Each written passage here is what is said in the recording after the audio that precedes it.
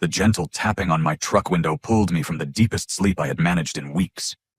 Dawn light filtered through the windshield as I blinked away confusion, my neck screaming from another night spent folded into the driver's seat. Through the glass, I saw my grandfather Samuel's weathered face, his expression shifting from curiosity to shock as recognition dawned. I rolled down the window, bracing myself for questions I wasn't ready to answer. "Son, what about the house I gave you? Didn't you like it?" His voice carried genuine concern tinged with bewilderment that cut straight through my carefully constructed defenses. The beautiful two-story home sat just 50 yards away, its wraparound porch and freshly painted shutters mocking my current circumstances. I couldn't meet his eyes, shame burning in my chest as the weight of my situation crashed down once again. I scrambled to find words that wouldn't shatter my grandfather's heart, but before I could speak, the sound of car doors slamming interrupted our moment. My mother, Patricia, emerged from her silver sedan, her perfectly styled blonde hair and designer clothes, creating a stark contrast to my rumpled appearance. She approached with that familiar expression of disapproval I had known my entire life, her lips pressed into a thin line that promised uncomfortable truths. "Patricia, thank goodness you're here," Samuel said, relief evident in his voice. "I found Finn sleeping in his truck. Something's wrong with the house situation." My mother's cold laugh sent ice through my veins. "Oh, Samuel, didn't anyone tell you we took it from him and gave it to his sister Emma? She has a family and deserves it more than some divorced man who can't get his life together." The words hit me like physical blows. 6 months ago, everything had seemed so different, so hopeful. My marriage to Jennifer had crumbled after 7 years, not because of infidelity or abuse, but because we had grown into different people with incompatible dreams. She wanted to climb the corporate ladder in Chicago, while I found satisfaction in my construction work here in Pine Ridge. The divorce had been amicable enough, though watching her pack our shared belongings had torn something fundamental inside me. During those dark weeks when I questioned everything about my future, Samuel had surprised me with an incredible gift. He had called me to his kitchen table, spread out legal documents, and pushed a deed across the worn wooden surface. The vacation home he had built with his own hands 40 years ago, the place where I had spent countless childhood summers learning carpentry and fishing in the nearby creek, was now mine. "I've been watching you, Finn," he had said, his blue eyes bright with determination. "You handled your divorce with dignity. You didn't fight dirty, didn't try to take what wasn't yours, even when your lawyer said you could. That's character, son. That's the kind of man who deserves a second chance at happiness." I had been overwhelmed by his generosity, promising to restore the house to its former glory, and maybe even start a family there someday.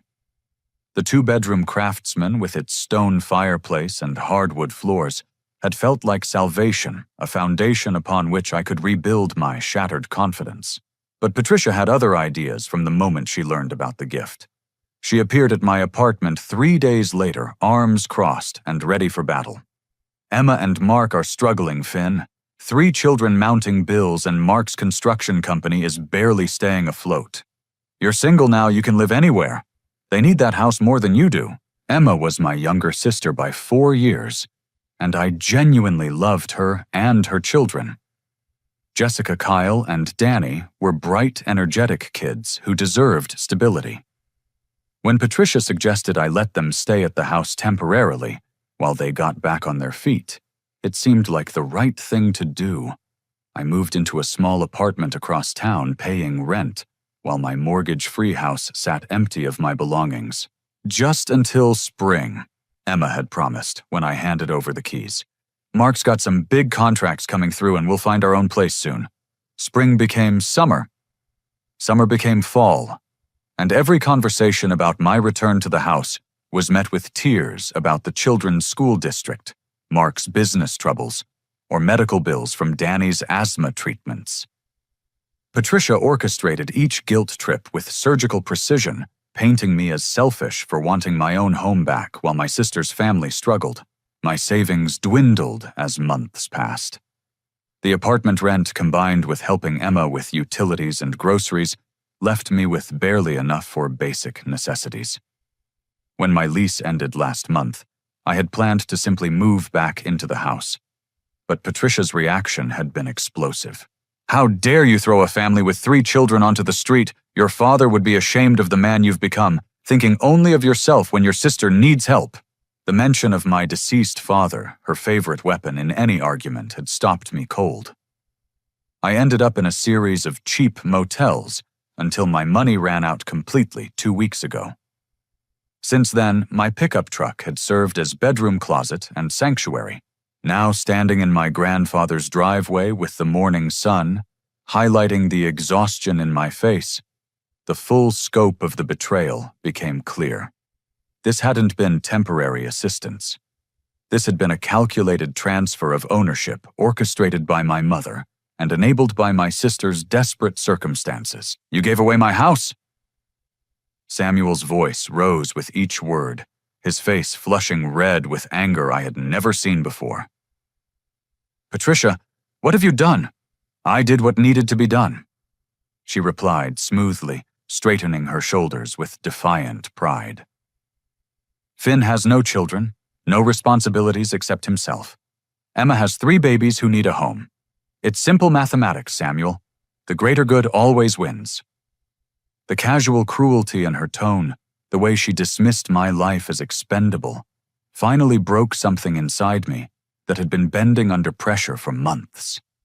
I felt tears threatening not of sadness, but of rage at the manipulation, at the way my trust had been weaponized against me. Samuel's hands trembled as he processed what Patricia had revealed.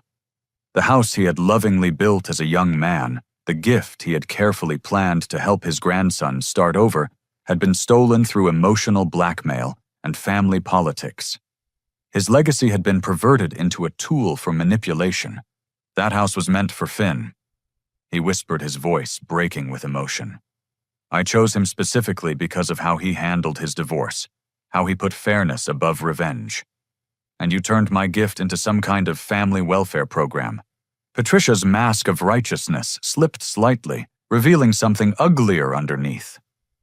Your sentimental nonsense doesn't change reality, Samuel. Finn doesn't deserve nice things when he can't even keep a marriage together. The attack on my character felt like acid in an open wound. But watching my grandfather's face crumple with disappointment in his own daughter hurt far worse than any insult Patricia could deliver. Samuel's transformation from hurt grandfather to protective patriarch happened in seconds.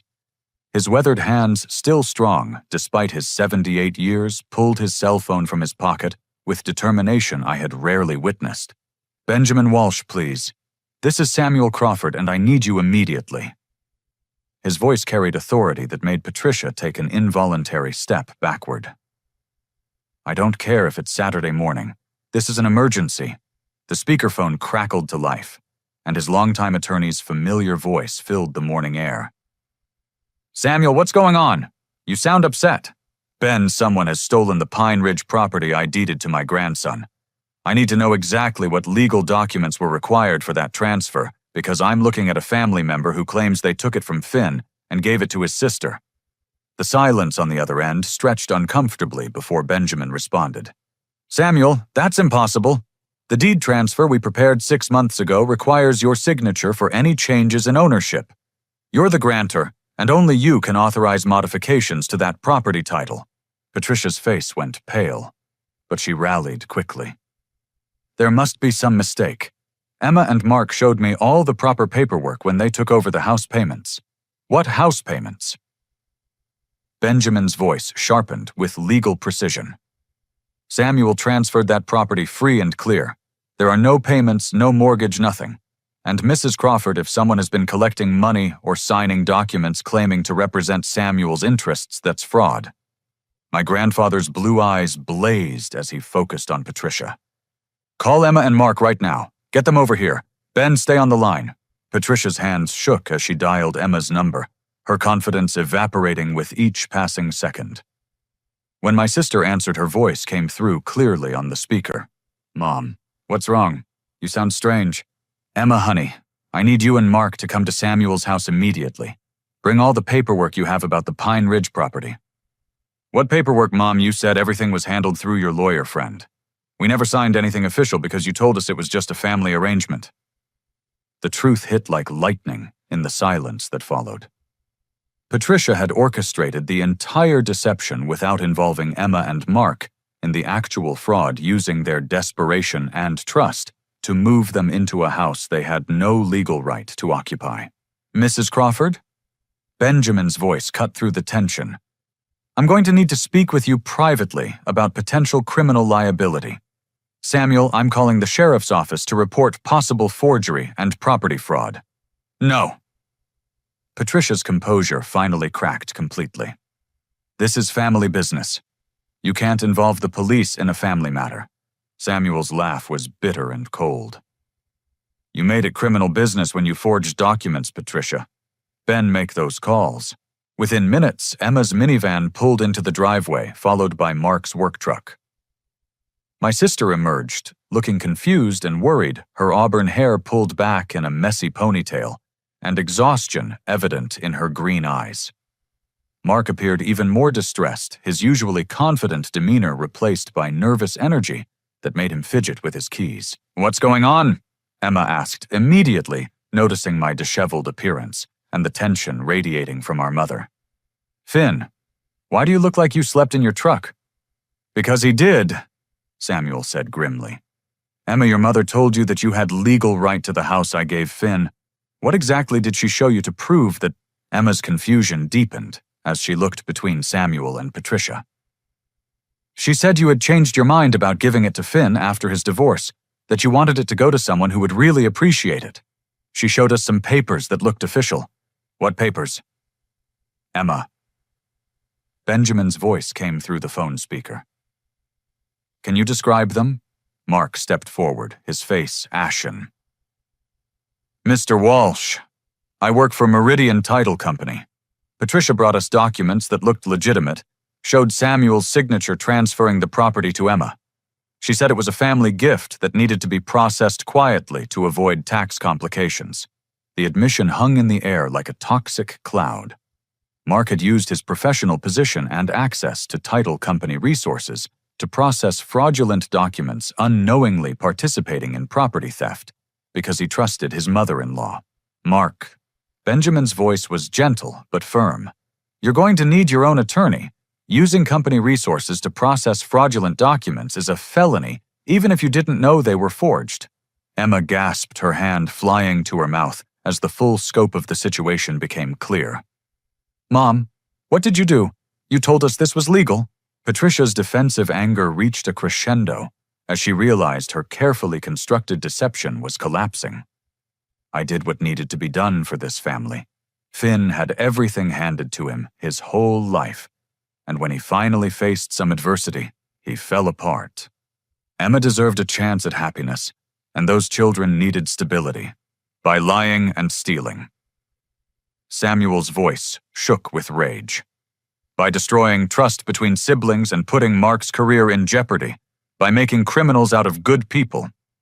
The sound of approaching sirens began to pierce the morning quiet, growing louder as Patricia's face cycled through denial, anger, and finally a strange kind of defiant pride. I regret nothing, she declared, lifting her chin in challenge. This family needed someone strong enough to make hard decisions, and I was the only one willing to do it. Emma's tears began falling as she understood how completely she had been manipulated. Mom, we never asked you to steal from Finn. We just needed help, not this. Jessica, Kyle, and Danny tumbled out of the minivan, drawn by the adult voices and tension they couldn't understand but instinctively feared. 9-year-old Jessica approached cautiously, her dark eyes moving between the adults with the heightened awareness children develop when their world becomes unstable. Grandma Patricia, she said in a small voice. Why is everyone yelling? And why does Uncle Finn look so sad? The innocent question pierced through the legal complexities and adult manipulations, reducing the situation to its emotional core. A child had noticed her uncle's pain, while the adults around her had been too caught up in schemes and justifications to see his suffering. Patricia knelt beside Jessica, her voice softening with genuine affection for her granddaughter.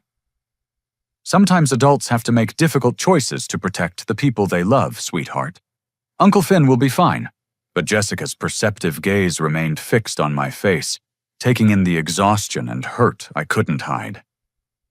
"He doesn't look fine, Grandma. He looks like he's been crying." The sheriff's patrol car pulled into the driveway just as Benjamin Walsh's voice returned to the speakerphone.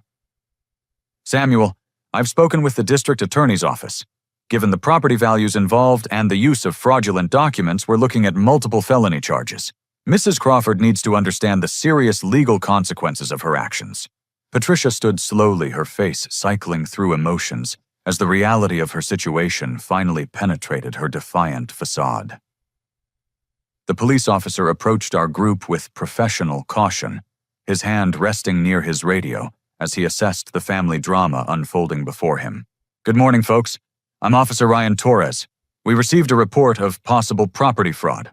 Who called this in?" Samuel stepped forward, his grandfather's protective instincts overriding everything else.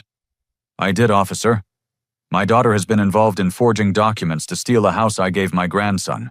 The victims are standing right here, all of them." As Officer Torres began taking statements, and Patricia realized the full weight of legal consequences bearing down on her, I felt something shift inside my chest. For months, I had carried guilt about wanting my own property back, about not being generous enough to sacrifice everything for my sister's family. But watching Jessica's innocent concern for my well-being, seeing Emma's genuine shock at learning the truth, understanding that Mark had been deceived just as completely as I had been, I realized that seeking justice wasn't selfish. It was necessary. Officer Torres proved to be thorough and compassionate as he took statements from each family member. His weathered face and patient demeanor suggested years of experience with domestic situations that had spiraled out of control. As he interviewed Patricia, her story began unraveling in real time. "Mrs. Crawford, you're telling me that you had your daughter's signature notarized without her present, and that you used your son-in-law's access to title company resources without his knowledge of the forgery." Patricia's lawyer-coached responses from television crime shows crumbled under professional questioning. "I was protecting my family's interests. Finn didn't need that house as much as Emma's children did." "Ma'am, that's not how property law works," Torres replied patiently. "You can't redistribute someone else's assets based on your personal judgment of who deserves what." While the adults dealt with legal complexities, I noticed Jessica watching everything with the intense focus children bring to adult crises. She had positioned herself close enough to hear, but far enough to avoid direct involvement, and something in her expression suggested she knew more than anyone realized. "Uncle Finn," she said, quietly approaching me while her parents spoke with Officer Torres. "I heard Grandma Patricia on the phone a lot. She was always talking about money and houses and making sure you never found out about something." My heart stopped. "What kind of things did you hear, sweetheart?" Jessica glanced around nervously, ensuring the adults were occupied. "She told someone on the phone that the house was worth lots of money, and that if they sold it, they could split the money and you would never know. She said you were too stupid to figure it out because you were too sad about your divorce." The revelation hit like a physical blow. This hadn't just been about providing housing for Emma's family. Patricia had been planning to sell my grandfather's gift and profit from the theft, using Emma's desperate circumstances as cover for a calculated financial crime. "Jessica, are you sure about what you heard?" I kept my voice gentle, not wanting to frighten her or make her feel responsible for adult problems. "Uh-huh." She made lots of phone calls when she thought nobody was listening. She also said mean things about you and Aunt Jennifer, about how you deserved to lose everything because you couldn't keep a wife happy. Emma had overheard enough of our conversation to join us, her face pale with growing horror. "Jessica, baby, can you tell Mommy exactly what Grandma Patricia said about Uncle Finn?" Jessica looked between us uncertainly, clearly sensing the weight of her words. "She said Uncle Finn was weak and stupid, and that strong people like her had to make decisions for weak people like him. She said you and Daddy were weak too, but that was okay because she was taking care of everything. Emma's tears began flowing freely as she understood the depth of manipulation her mother had employed. We weren't just victims of property theft. We were victims of a systematic campaign of psychological abuse designed to make us doubt our own judgment and worth. Officer Torres had been taking notes throughout Patricia's statement, and when Benjamin Walsh arrived in person 20 minutes later, the legal machinery began moving with frightening efficiency. Benjamin was a tall, silver-haired man in his 60s who had handled Samuel's legal affairs for 3 decades. His presence added gravity to a situation that Patricia had been trying to minimize as a family disagreement. Officer Torres, I've reviewed the file on this property, Benjamin said, spreading documents across the hood of his car. The deed transfer Samuel executed was clear and unambiguous. Any change in ownership would require his signature witnessed and notarized. What we have here appears to be an elaborate fraud scheme involving forged documents and conspiracy. Mark sat heavily on Samuel's porch steps, his head in his hands, as the implications of his unwitting participation became clear. Mr. Walsh, I swear I didn't know the documents were fake. Patricia said Samuel had changed his mind about the gift and wanted everything handled quietly. She seemed so confident, so sure of the legal details. Mark, your company's insurance will likely cover legal representation for you, Benjamin replied kindly. This appears to be a case where you were deceived rather than complicit, but you'll need to cooperate fully with the investigation. As Benjamin and Officer Torres discussed the technical aspects of property fraud, Emma approached Samuel with tears streaming down her face. Grandpa, I'm so sorry. We never meant for this to happen. If I had known Mom was lying and stealing, I would never have moved into that house. Samuel's anger toward Patricia didn't extend to Emma, and his embrace of his granddaughter was fierce with protective love. Emma, sweetheart, you're a victim here too.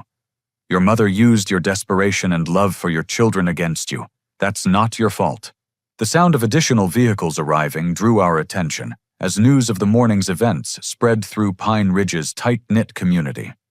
Samuel's neighbor, Helen Morrison, appeared with a casserole and concerned questions. The local Methodist pastor, Reverend David Kim, arrived after Helen called him with worry about Samuel's distress. Samuel, what can we do to help? Reverend Kim asked, taking in the police car and family tensions with pastoral concern. Pray for wisdom and healing, David, Samuel replied wearily. And maybe pray that Patricia comes to her senses before this destroys what's left of our family. But Patricia showed no signs of repentance as Officer Torres continued his investigation. When he discovered additional forged documents in her purse, including a falsified power of attorney claiming authority over Samuel's affairs, her situation became exponentially worse. Mrs. Crawford, I'm placing you under arrest for fraud, forgery, and conspiracy. Torres announced, producing handcuffs with practiced efficiency. You have the right to remain silent. Anything you say can and will be used against you in a court of law. As Patricia was led to the patrol car, she turned back toward our assembled family, with eyes blazing with unrepentant fury. You'll regret this, Samuel. You'll regret choosing him over your own daughter. Samuel's response was quiet but devastating. I'm not choosing Finn over you, Patricia. I'm choosing honesty over manipulation, justice over theft. You chose your path when you decided to steal from your own son. The patrol car disappeared down the street, taking Patricia toward a booking process that would formally begin her journey through the criminal justice system. Emma collapsed into Mark's arms, overwhelmed by the destruction her mother had wrought in their lives. What are we going to do? She whispered. Where are we going to live? How do we explain this to the children? Jessica, Kyle, and Danny had been watching the adult drama with the silent intensity children bring to family crises. Kyle, age 7, finally spoke up with the directness only children possess. Are we in trouble because Grandma Patricia did something bad? The question hung in the air as Emma struggled to find age-appropriate explanations for adult criminality and family betrayal. How do you tell children that their beloved grandmother is actually a manipulative thief who used their desperation as cover for her schemes? Samuel knelt beside his great-grandchildren, his voice gentle but honest. Your grandma made some very bad choices that hurt people she's supposed to love. That's not your fault, and it doesn't change how much your family loves you. But what about our house? Danny asked, his 5-year-old concern focused on the practical reality of their living situation. The question everyone had been avoiding finally surfaced. Emma and Mark had been living in my house for months, believing they had legal right to be there. Their children had been enrolled in the local school district, had made friends in the neighborhood, had begun to think of the place as home. Even though they were victims of Patricia's deception, their immediate housing crisis remained real and urgent. I looked at my sister's tear-stained face, at my brother-in-law's shame and confusion, at 3 innocent children who were about to lose the stability they thought they had found. The anger I felt toward Patricia for her manipulation was matched by compassion for Emma's family, who had been pawns in a game they never understood they were playing. Emma, I said slowly, you and the kids can stay at the house while we figure this out. This mess isn't your fault, and those children shouldn't suffer because of Patricia's crimes. Samuel's proud smile told me I had chosen correctly, but Emma's fresh tears suggested the complexity of accepting help from someone she had unknowingly wronged. Finn, I can't take charity from you after what happened. It's not right. It's not charity, I replied firmly. It's family taking care of family the right way with honesty and consent instead of lies and theft. As emergency housing arrangements were discussed and legal procedures planned, Jessica approached me one final time before her family prepared to leave. Her small hand slipped into mine as she looked up with the serious expression children wear when delivering important truths. Uncle Finn, I'm glad you're not weak like Grandma Patricia said. Strong people help each other instead of hurting each other. The wisdom in her simple observation provided a foundation of hope amid the wreckage of family trust that Patricia had demolished. Perhaps healing was possible, but only if we built it on truth instead of manipulation, justice instead of theft, love instead of control. The legal battle was just beginning, but for the first time in months, I felt like I was fighting for something worthwhile, rather than simply surviving from day to day. 3 weeks after Patricia's arrest, the ripple effects of her crimes continued expanding through our family and community. She sat in county jail stubbornly refusing the plea deal that would reduce her charges in exchange for full restitution and cooperation.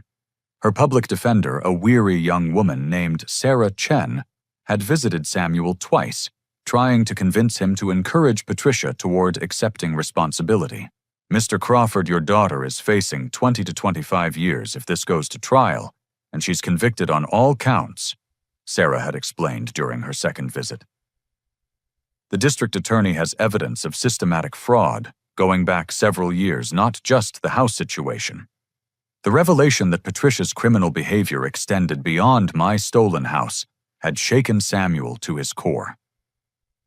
Benjamin Walsh's investigation had uncovered forged documents related to Samuel's investment accounts, falsified insurance claims, and even identity theft involving deceased relatives.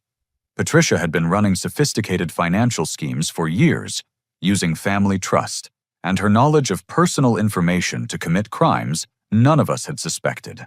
Meanwhile, Emma's world had collapsed in ways that went far beyond housing insecurity. Mark's suspension from Meridian Title Company had become permanent termination when the investigation revealed the scope of fraudulent documents processed through his access codes. Even though he had been deceived, the company couldn't risk liability from an employee whose security had been compromised.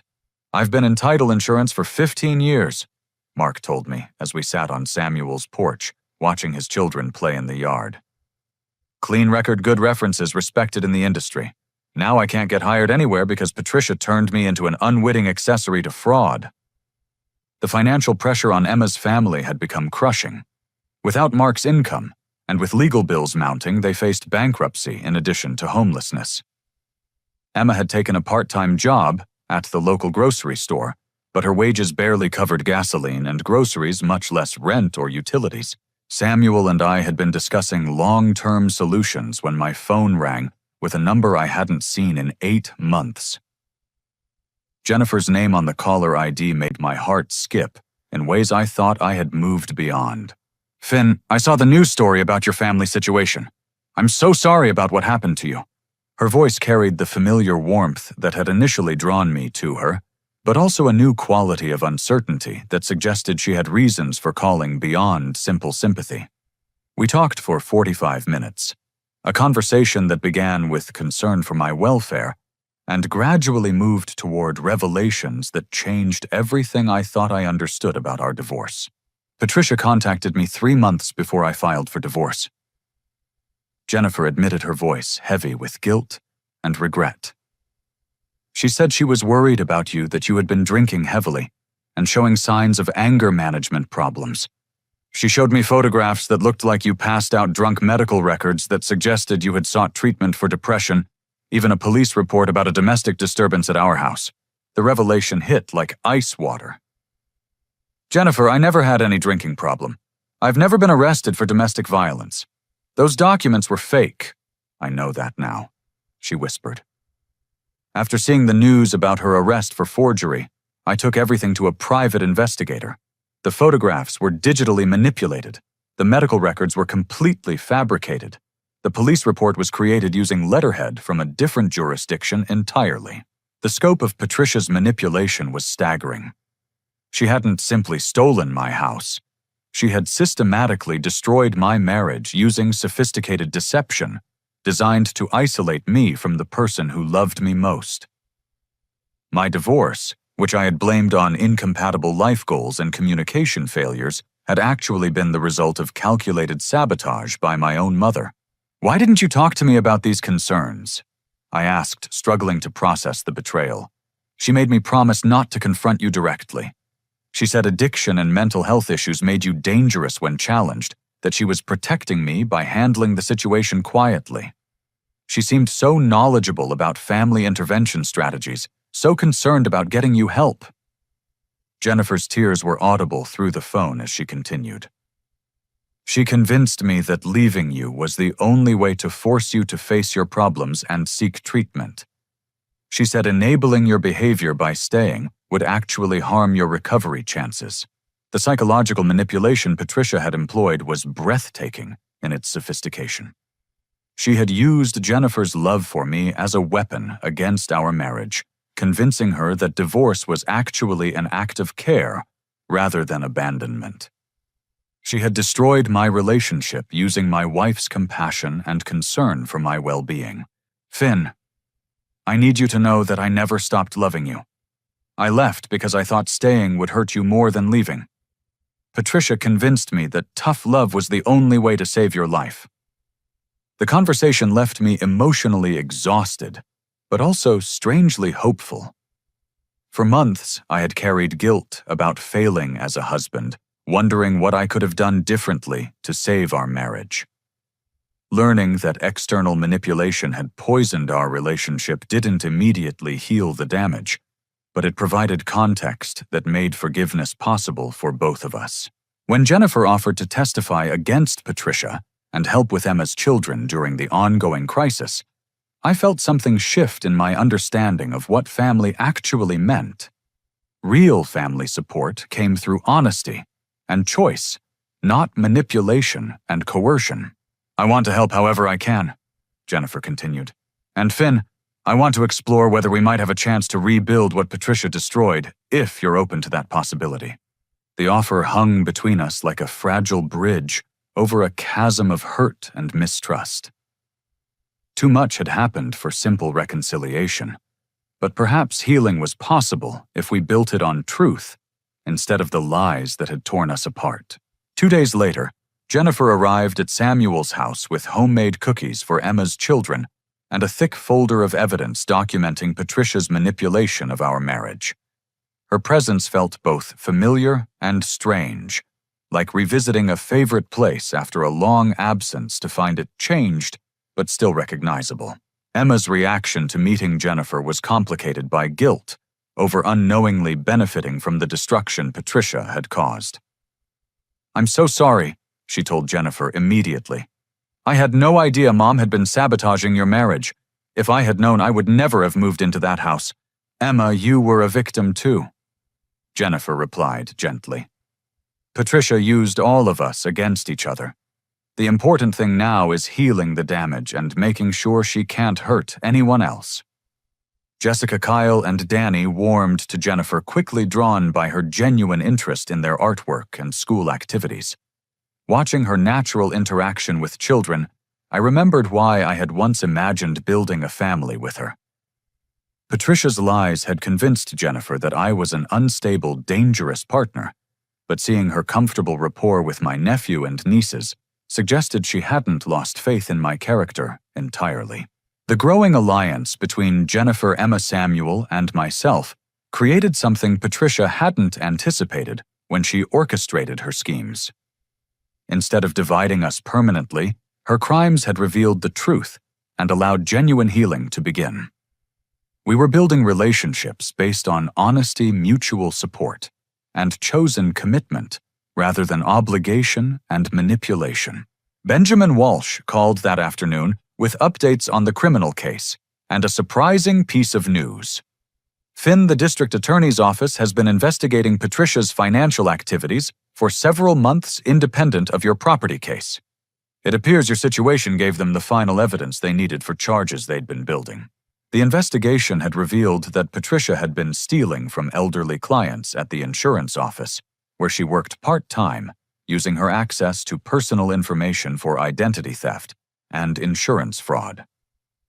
My stolen house was actually the smallest part of a criminal enterprise that had victimized dozens of families over several years.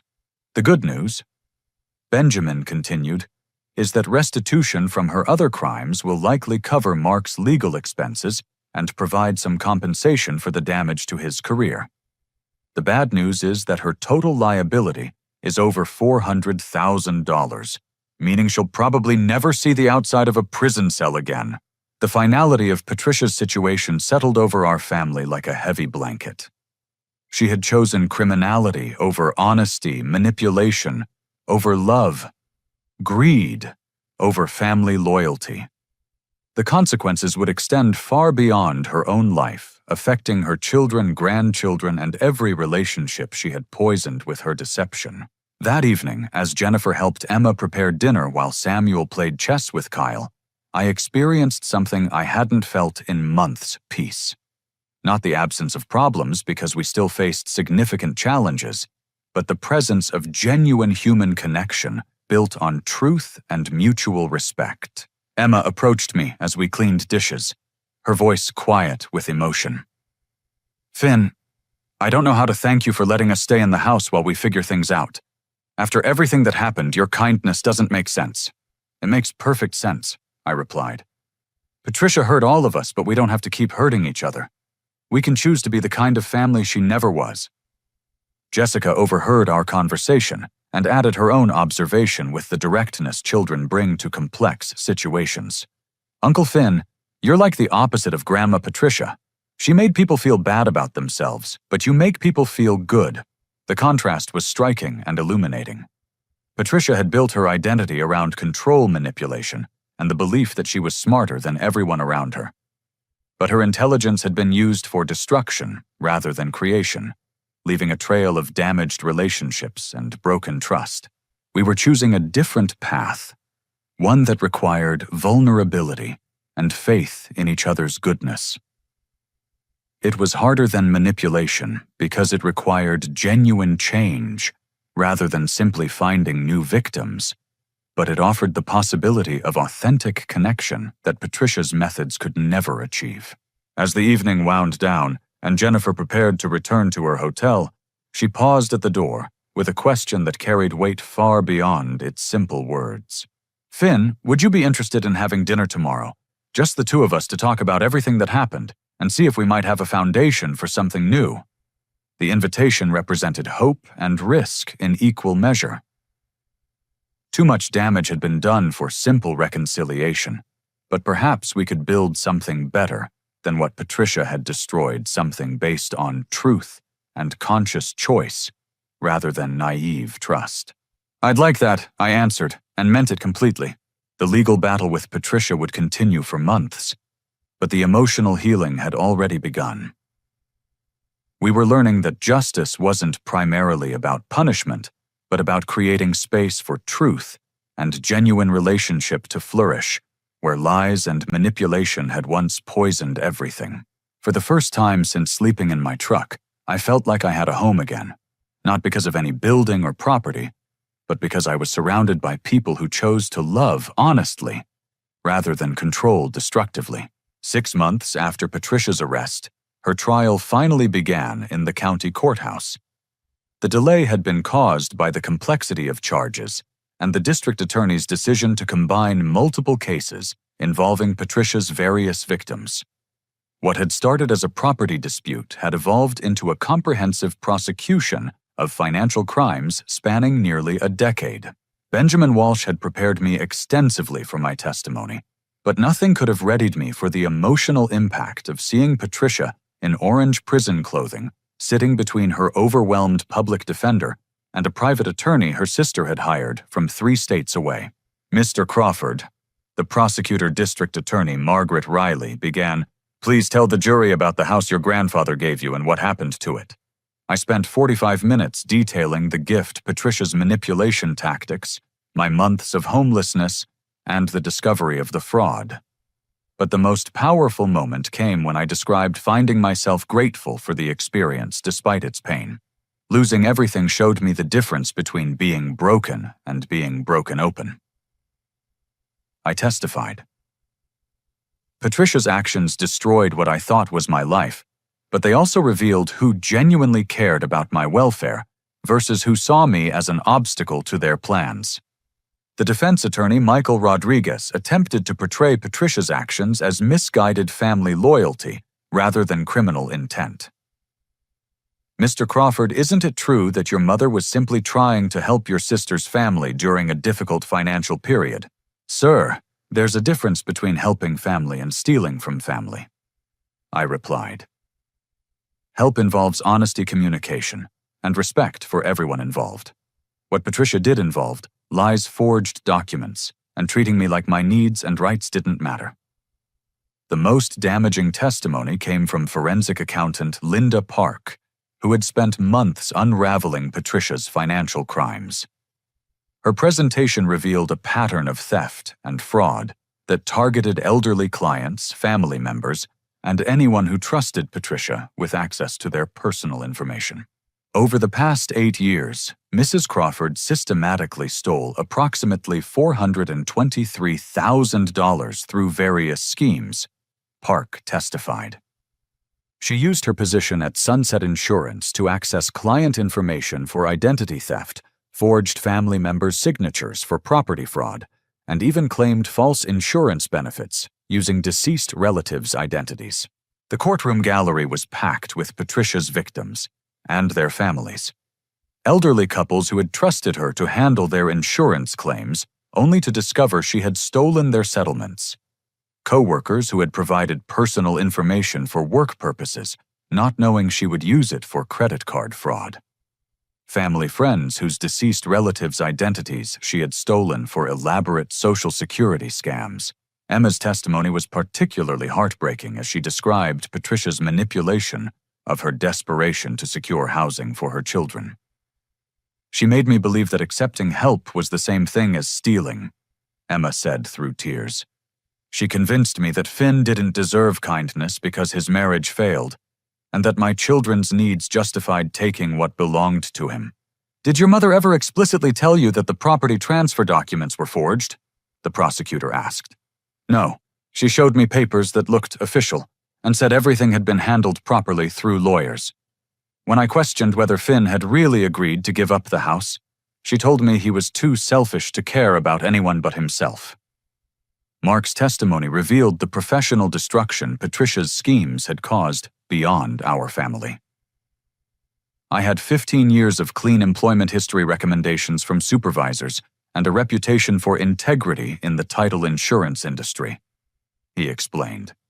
Even though I was deceived rather than complicit, no company will hire someone whose security access was compromised for fraud, regardless of intent. The most surprising testimony came from Patricia's former supervisor at Sunset Insurance, Janet Williams, who revealed that the company had been investigating Patricia for months before my grandfather filed his police report. We had noticed discrepancies in claim payments and unusual patterns in client account access, Williams testified. Mrs. Crawford was accessing files for clients she wasn't assigned to, often after hours when supervisors weren't present. We were building a case for termination when law enforcement contacted us about the property fraud. When Patricia finally took the stand in her own defense, her testimony revealed the depth of her self-deception and entitlement. She showed no genuine remorse for her actions, instead portraying herself as a victim of family ingratitude and prosecutorial overreach. "I spent my entire adult life sacrificing for my children and grandchildren," she declared from the witness stand. "When I saw opportunities to help Emma's family and teach Finn some responsibility, I took action. I refuse to apologize for putting family first." "Mrs. Crawford," the prosecutor responded, "you forged your father-in-law's signature, stole your son's property, and used your position to commit identity theft against elderly clients. How is any of that putting family first?" Finn needed to learn that life has consequences for poor decisions.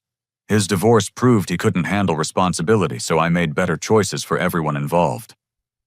The arrogance and lack of accountability in Patricia's testimony seemed to shock even her own attorneys.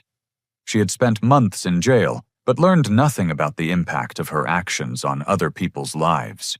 Jennifer's testimony about the destruction of our marriage through manufactured evidence proved particularly damaging to Patricia's claims of family loyalty.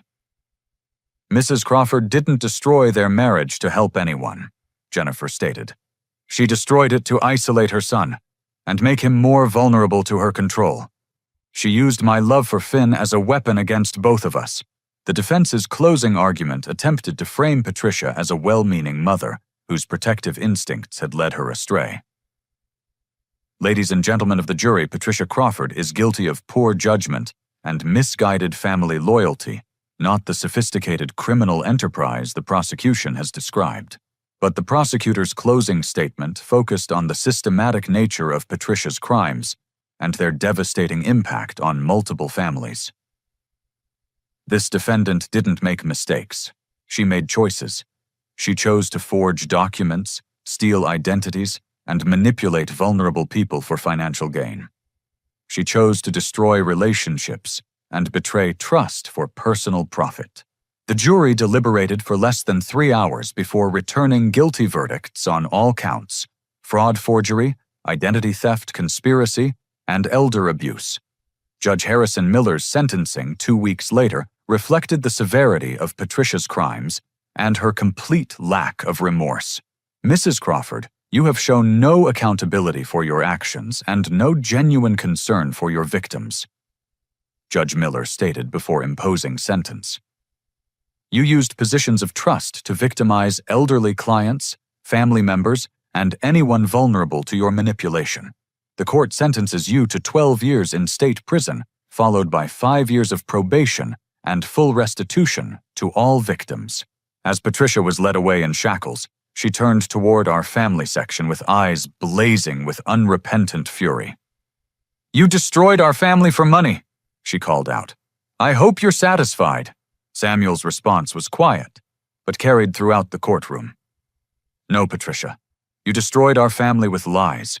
We're rebuilding it with truth."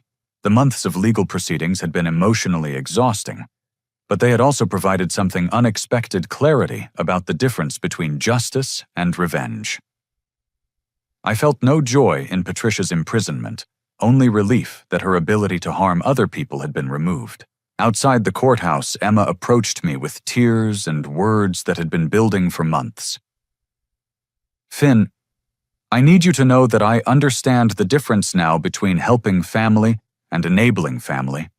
What Mom did to you was unforgivable, and I'm committed to spending the rest of my life proving that our family can be better than her worst actions.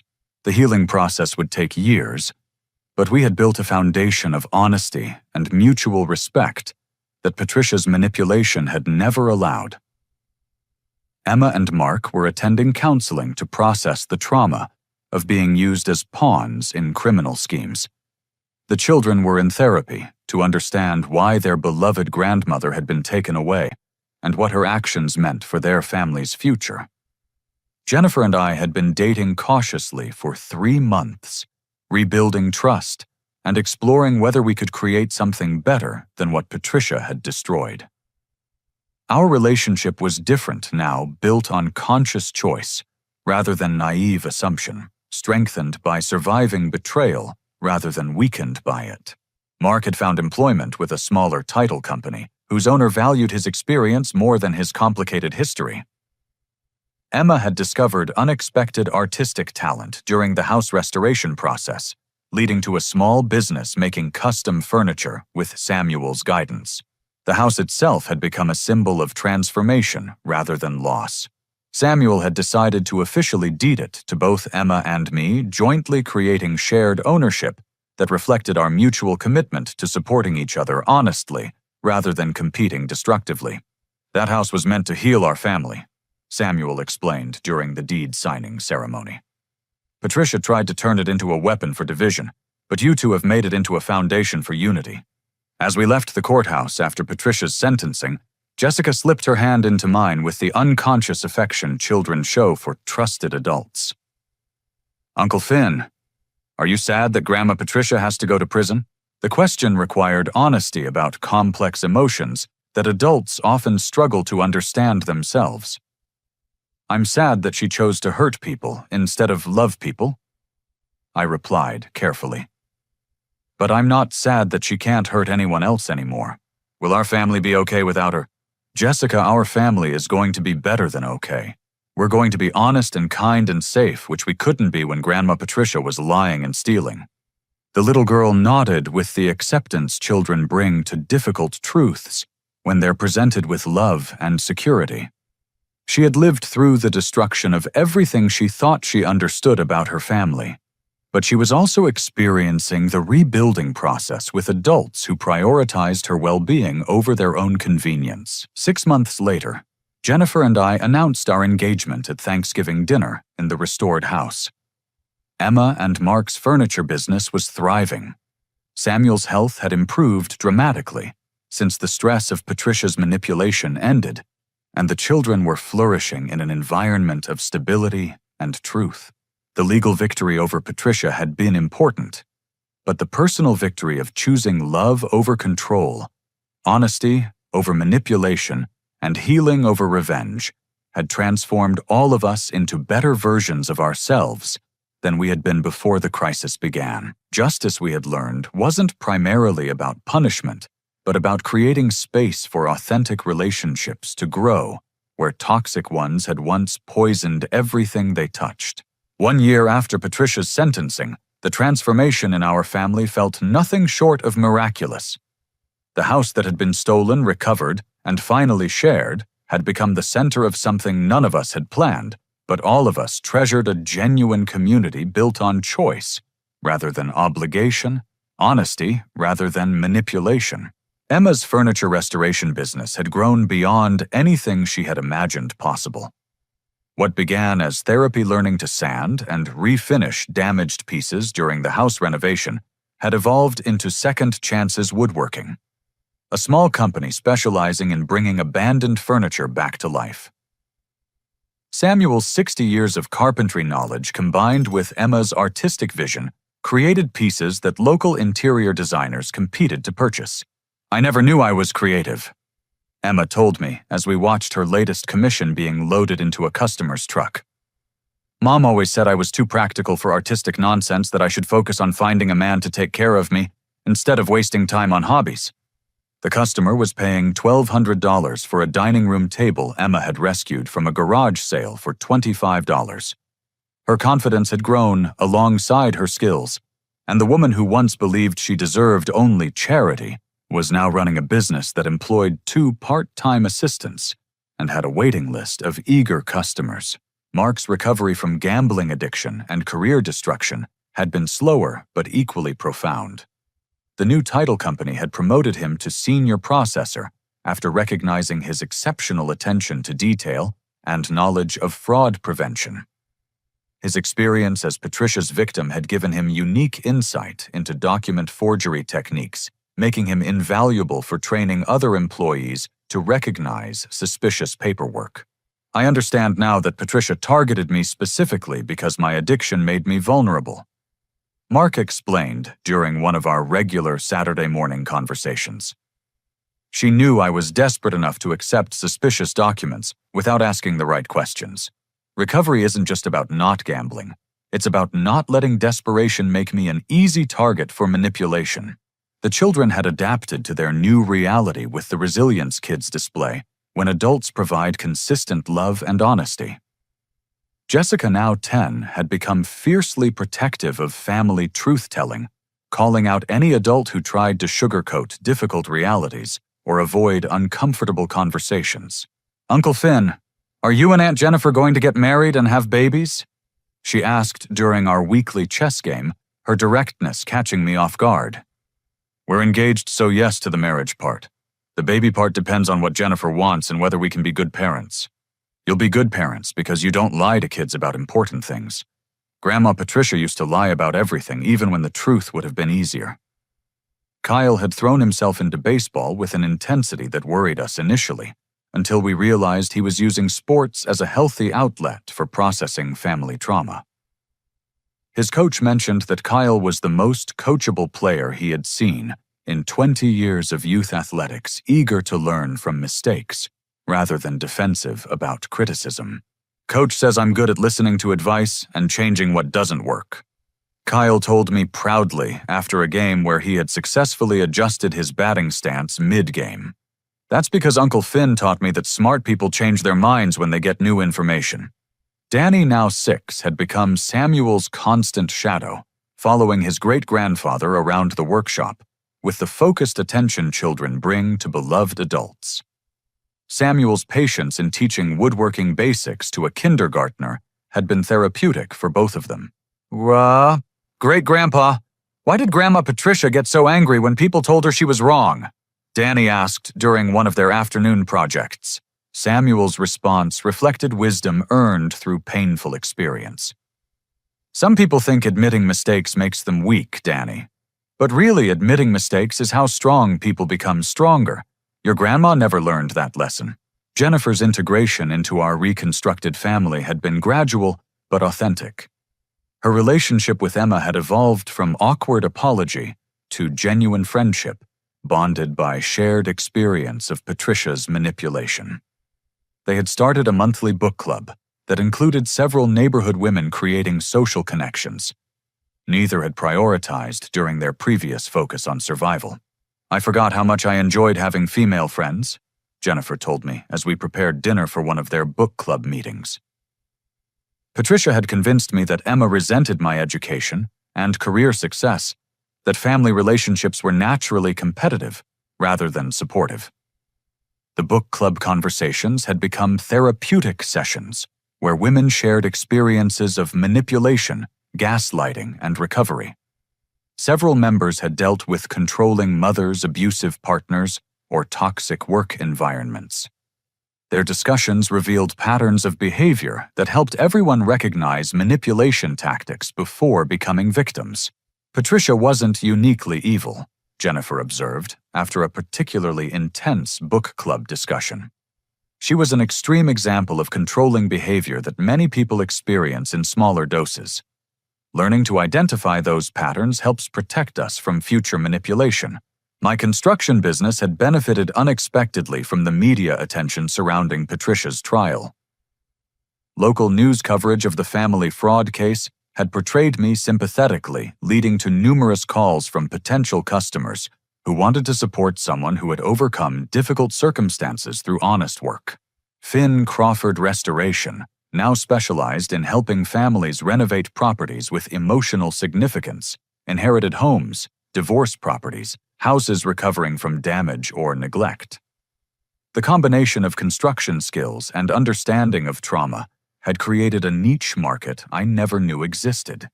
You understand why these projects matter to people, my customer Helen Morrison explained as we finished restoring the kitchen in her late mother's house. This isn't just about new cabinets and paint. It's about healing old wounds and creating new memories. The most surprising development had been Samuel's renewed energy and health. At 79, he was more active and engaged than he had been in years, freed from the constant stress of Patricia's drama and manipulation. His weekly chess games with Kyle, daily workshop time with Danny, and frequent dinners with our extended chosen family had given him purpose and joy. I wasted too many years trying to manage Patricia's emotions and fix her relationships, Samuel told me, as we worked together on a custom bookshelf for Jennifer's home office. I thought family loyalty meant enabling her bad behavior instead of holding her accountable for change. The bookshelf project had special significance because it represented Jennifer's decision to move back to Pine Ridge permanently. Her Chicago marketing firm had allowed her to work remotely, and she had found unexpected satisfaction in the slower pace of small-town life. I thought I needed the energy and competition of the big city, she explained, as we measured her growing collection of books. But what I actually needed was authentic relationships and meaningful work. Chicago gave me career advancement. Pine Ridge gives me life fulfillment. Our wedding planning had been collaborative and intentional, reflecting our commitment to building something genuine rather than recreating what Patricia had destroyed. We had chosen a small ceremony at the restored house with Samuel officiating, using temporary authority granted by the county clerk. This house has seen the worst and best of our family, Samuel had said when we asked him to perform the ceremony. It's the perfect place to make promises about choosing love over control, honesty over manipulation, healing over revenge. Emma had offered to cater the reception using recipes from Samuel's late wife, creating connections between generations that Patricia's chaos had obscured. Mark was handling logistics with the attention to detail his title company experience had developed.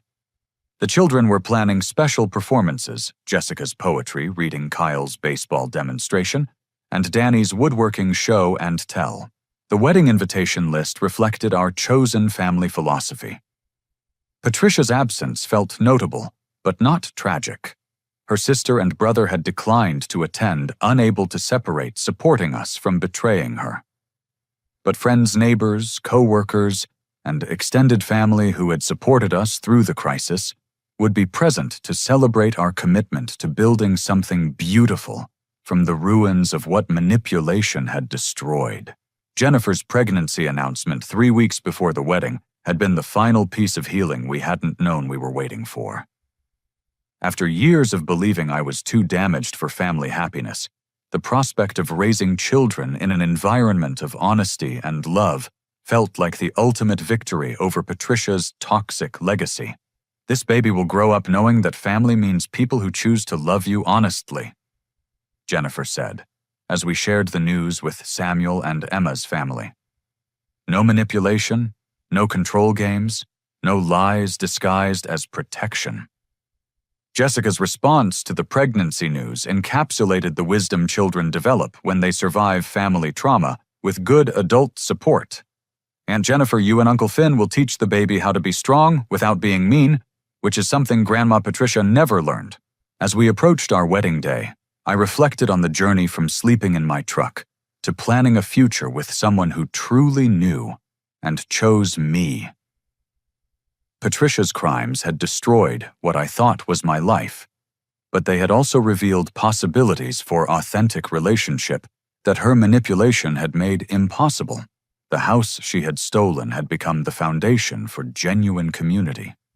The marriage she had destroyed had been rebuilt on truth rather than assumption. The family relationships she had poisoned with competition and control had been replaced by mutual support and respect. Justice, we had learned, wasn't just about punishment for wrongdoing, but about creating space for love to flourish, where toxicity had once prevented authentic connection. Patricia was serving her 12-year sentence, but we were living our lives as free people who had chosen healing over hatred, truth over manipulation, love over control. The wedding would be a celebration not just of Jennifer's and my commitment to each other, but of our entire family's commitment to building relationships based on choice, rather than obligation, honesty, rather than deception, healing rather than harm. 3 days before the ceremony, Emma found me sitting on the porch where this entire journey had begun, remembering the morning Samuel discovered me sleeping in my truck.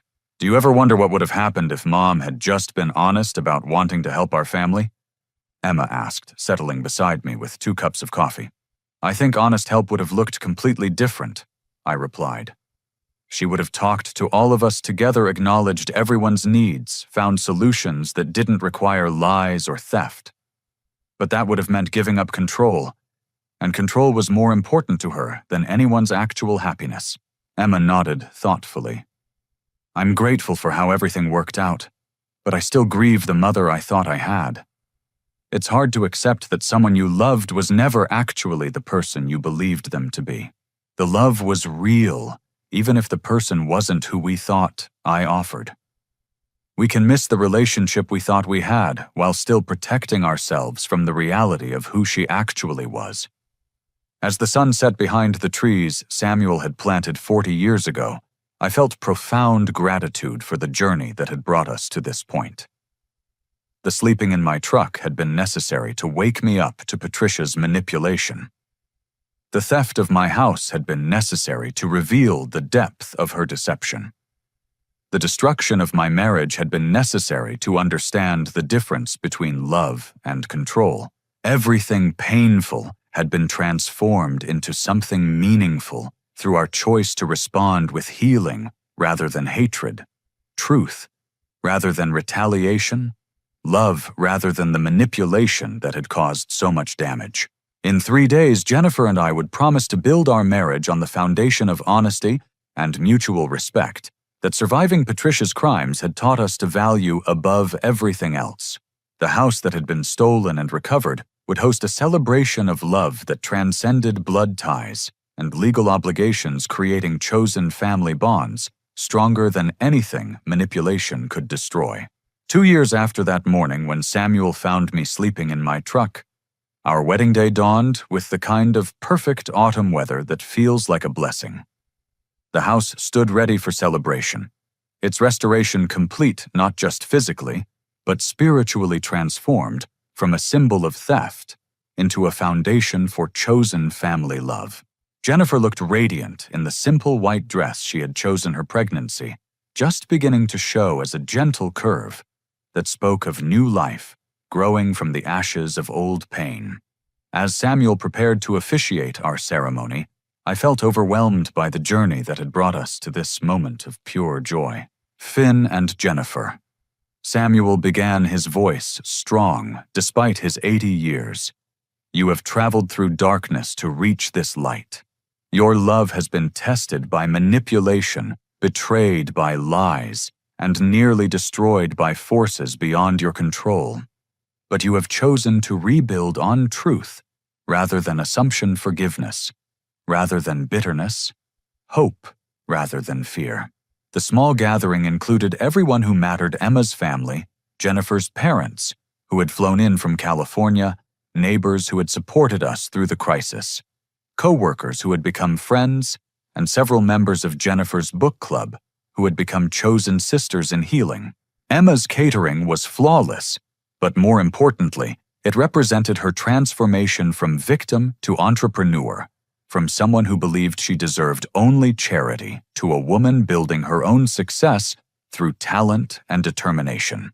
Mark's logistics management reflected his growth from desperate gambler to responsible family man who understood the value of honest work and genuine relationships. The children's performances were perfection. Jessica's poetry, reading about families that choose love instead of lies, brought tears to every adult present. Kyle demonstrated the batting techniques he had learned through patient practice and honest feedback from coaches who cared about his growth, rather than their own egos. Danny presented a small wooden jewelry box he had crafted with Samuel's guidance, explaining each step of the process with 6-year-old precision. The most unexpected moment came during the reception, when the mail carrier arrived with a special delivery letter addressed to Samuel. The return address showed the state correctional facility where Patricia was serving her sentence. "Should I read it now or wait until after the celebration?" Samuel asked, holding the envelope with hands that trembled slightly. "Read it now," Jennifer encouraged gently. "Whatever it says, we're all here together to handle it." Samuel opened the letter carefully and read silently for several minutes, his expression cycling through surprised sadness, and finally something approaching peace. "She's written an apology," he announced to our gathering. "A real one, not the manipulative kind she used to offer when she got caught doing something wrong." He cleared his throat and began reading Patricia's words aloud. "So, Dad, I know I have no right to contact you on Finn's wedding day, but I needed you to know that prison has given me time to understand what I really did to our family. I destroyed trust, stole from people I claimed to love, and used everyone's desperation and kindness against them. I told myself I was helping, but I was really just controlling everyone because I couldn't control my own fears and failures. I don't expect forgiveness, and I don't deserve contact with the grandchildren whose lives I damaged with my selfishness. But I want you to know that I understand now why you chose justice over enabling my behavior. You tried for years to help me change, and I responded by becoming more manipulative and destructive. Please tell Finn that his mother is proud of the man he became, despite having me as an example of how not to love people. Tell Emma that her strength in choosing truth over loyalty to me shows the kind of mother she is, and the kind of woman I never learned to be. Tell Jennifer that I'm sorry I stole years of happiness from both of them with my lies, and that I hope their new marriage will be everything their first one could have been without my interference. I'm not asking for visits or letters or inclusion in your lives. I'm asking for the chance to spend my remaining years becoming the kind of person who would have deserved your love, instead of demanding it through manipulation and guilt. I love you all more than I ever knew how to show, and I'm sorry it took losing everything to learn what love actually means. Patricia! The silence that followed was profound and complicated. Patricia's letter showed genuine accountability for perhaps the first time in her adult life, but it also raised questions about forgiveness, second chances, and the difference between understanding someone's pain and trusting them with your vulnerability again. "She sounds different," Emma said quietly. "Less defensive, more honest about what she actually did and why it was wrong. Prison has a way of forcing people to face reality when they can't manipulate their environment anymore," Samuel replied. "Whether this change is permanent or just another strategy remains to be seen." Jennifer took my hand as we processed Patricia's words together. "I'm glad she's taking responsibility, but I'm also glad she understands that accountability doesn't automatically restore relationship. Some damage is too deep for simple apology to heal." I felt a complex mix of emotions reading my mother's first honest communication in years. Relief that she finally understood the impact of her actions, sadness for all the years wasted on manipulation instead of love and wariness about whether this insight would last beyond her current circumstances. "I appreciate her taking responsibility," I said finally. "But I'm not ready for contact, and I may never be. Understanding why someone hurt you doesn't obligate you to welcome them back into your life." Samuel nodded with the wisdom of someone who had spent years trying to fix a daughter who didn't want to change. "Forgiveness and reconciliation are different things, Finn. We can forgive her impact on our lives without inviting her back into our future." The conversation about Patricia's letter naturally evolved into discussion of the life lessons our entire ordeal had taught us. Emma spoke about learning the difference between helping and enabling, between loyalty and complicity, between supporting family and sacrificing yourself for their poor choices. Mark shared his insights about vulnerability and addiction, about how desperation makes people easy targets for manipulation, about the importance of honest accountability in recovery from any kind of destructive behavior. Samuel reflected on the difference between loving someone and enabling their harmful patterns, between family loyalty and family toxicity, between trying to control other people's choices and supporting their growth. Jennifer and I talked about rebuilding trust after betrayal, about the difference between love and control, about choosing relationships based on who people actually are rather than who we hope they might become. As the evening celebration continued, I found myself amazed by the transformation in everyone present. Emma had grown from desperate victim to confident entrepreneur. Mark had evolved from addictive gambler to responsible provider. Samuel had changed from enabler to healthy boundary setter. Jennifer had moved from manipulation victim to discerning partner. The children had developed from trauma survivors to resilient young people with strong foundations for healthy relationships. And I had transformed from homeless broken man sleeping in his truck to someone capable of building authentic relationships based on mutual respect and honest communication. The house itself represented this transformation. What began as a symbol of theft and family betrayal had become the foundation for chosen family love. The rooms that had housed deception now sheltered truth-telling. The kitchen where lies had been planned now served meals prepared with genuine care. The porch where Patricia had revealed her crimes now hosted celebrations of healing and growth. As our wedding guests prepared to leave, Jessica approached Jennifer and me with the serious expression she wore when delivering important observations. Aunt Jennifer, Uncle Finn. I'm glad you waited until after all the bad stuff to get married again. Now you know how to choose each other for real, instead of just hoping everything will work out. Her comment encapsulated something profound about second chances and the difference between naive hope and informed choice. Jennifer and I weren't recreating our first marriage. We were building something entirely new based on who we had become through surviving betrayal and choosing healing. You're right, Jessica, Jennifer replied. Sometimes you have to lose something to understand what it's really worth and how to protect it properly. As the last guests departed and we began cleaning up from the celebration, I reflected on the complete transformation of my circumstances. 2 years ago, I had been homeless, broken, convinced I was a failure at relationships and family loyalty. Tonight I was married to someone who truly knew and chose me, surrounded by family relationships built on honesty and mutual support, living in a home that represented victory over manipulation and control. The baby Jennifer and I were expecting would grow up in an environment none of us had experienced as children. Complete honesty about difficult realities, unconditional love, without manipulation, support, without enabling boundaries, without rejection. Patricia's crimes had inadvertently given us the opportunity to break generational patterns of dysfunction and create something healthier for future generations. Finn, Samuel said, as we finished putting away chairs and tables.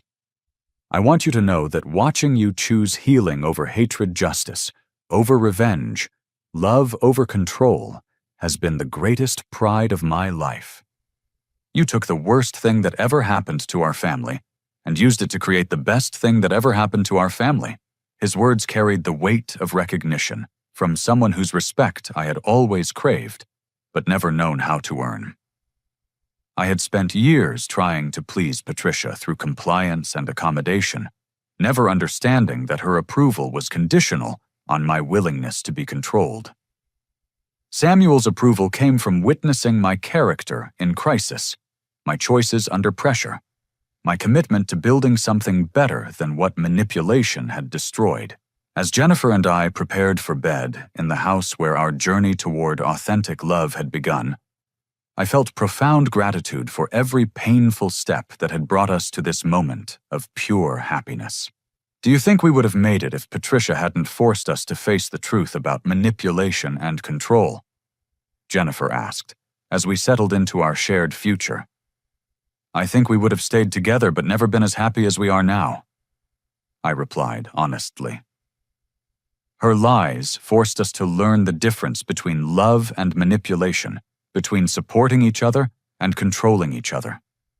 We're building something stronger than what existed before because we understand what real love actually requires. 3 months later, Jennifer gave birth to our daughter, Sarah Elizabeth, named for Samuel and for new beginnings.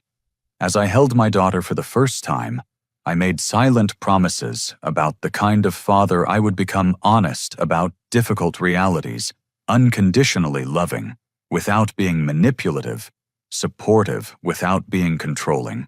Sarah would grow up knowing that family meant people who chose to love honestly, that trust was earned through consistent character, rather than demanded through guilt or obligation, that real strength came from admitting mistakes and growing from them rather than defending poor choices through manipulation. Patricia remained in prison with 7 more years left on her sentence. Whether her newfound accountability would last remained unknown, but our family's healing didn't depend on her transformation. We had learned to build relationships based on who people actually were, rather than who we hoped they might become. The house continued to serve as a symbol of chosen family love. Emma's furniture business had expanded to include custom pieces for other families, rebuilding from trauma. Mark's expertise in fraud prevention had led to consulting opportunities that helped protect other families from financial manipulation. Samuel's workshop had become a gathering place where children learned that adults could be trusted to tell the truth and keep their promises. Justice, we had learned, wasn't primarily about punishment, but about creating space for authentic love to flourish, where manipulation had once poisoned everything. Patricia's crimes had inadvertently given us the greatest gift possible, the opportunity to learn what family relationships looked like when built on choice rather than obligation, honesty rather than control, love rather than manipulation. As I rocked my daughter to sleep in the house where I had once been homeless, I reflected on the complete transformation that began with sleeping in my truck and ended with building a family based on truth, respect, and genuine care for each other's well-being. Sometimes losing everything is the only way to discover what truly matters. Sometimes betrayal is necessary to understand the difference between love and control. Sometimes justice is less about punishment and more about protection, less about revenge, and more about creating space for healing. Patricia's 12-year sentence would eventually end, but the family we had built from the ruins of her manipulation would last for generations. We had chosen love over control, truth over lies, healing over hatred. And that choice had made all the difference. I want to ask you something important. Have you ever experienced manipulation from someone you trusted? And how did you find the strength to choose healing over revenge? Your story could help others who are facing similar challenges with toxic family members or controlling relationships. If this story touched your heart or reminded you of your own journey through family betrayal, please take a moment to like this video and share it with someone who might need hope that healing is possible even after the deepest betrayal. Subscribe to hear more stories about choosing love over manipulation and building authentic relationships from the ashes of toxic ones. Thank you for listening to this story of transformation and for being part of a community that believes families should be built on love rather than control. Remember that you deserve relationships based on honesty, respect, and genuine care, not manipulation disguised as love. Until next time, choose truth over lies, healing over hatred, and love over control. Your future self will thank you for the courage to build something beautiful from whatever ruins life may have handed you.